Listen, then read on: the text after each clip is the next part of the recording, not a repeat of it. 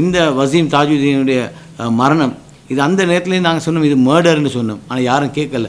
ஆனால் இன்று மஹிந்த ராஜபக்சே என்ன சொல்கிறாரு, ஏண்ட வார அரசாங்கம் நீ மனா காண்றாய், ஏண்ட வார அரசாங்கம் நீ மனா காண்றாய், ஏண்ட வார அரசாங்கம் நீ மனா காண்றாய், மனா தான் காண்றாய், உனக்கு கிடைக்காத அரசாங்கம் அமைக்கிறேன் நான்.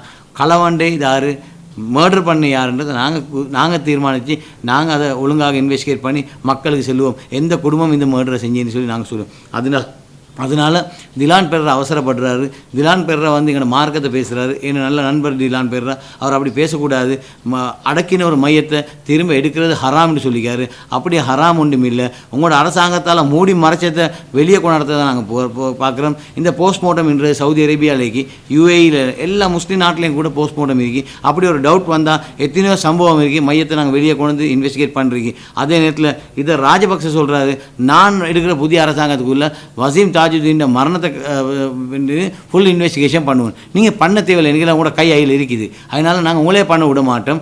நாங்கள் நிச்சயமாக பண்ணி அந்த இன்வெஸ்டிகேஷன் கம்ப்ளீட் பண்ணி இன்றைக்கி எல்லா பேப்பர்லேயும் கூட உங்களோட குடும்பத்தை அக்யூஸ் பண்ணி வசீம் தாஜுதீன் மரணம் நீங்களும் இன்வால்வ்னு சொல்லி கோர்ட்டில் இருக்கிற விஷயமாக நாங்கள் பேச மாட்டோம். ஆனால் நாங்கள் சொல்லுவோம் என்ன, கூடிய சீக்கிரம் ராஜபக்சே குடும்பத்தில் இன்வால்வ்மெண்ட் இதில் ப்ரூவ் ஆகும்.